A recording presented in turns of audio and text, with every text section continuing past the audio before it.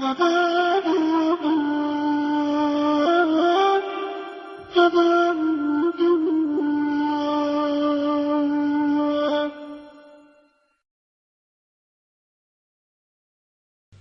الله الرحمن الرحيم.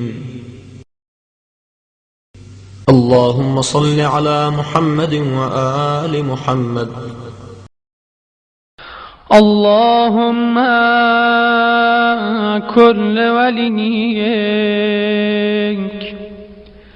الحجة ابن الحسن صلواتك عليه وعلى آبائه في هذه الساعة وفي كل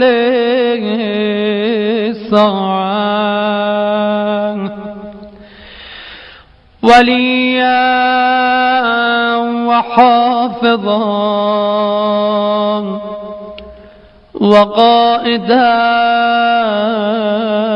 وناصرا ودليلا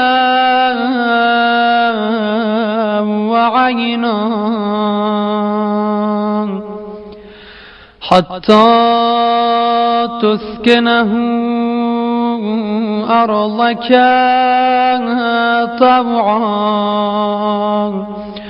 وتمتعه فيها طويلا.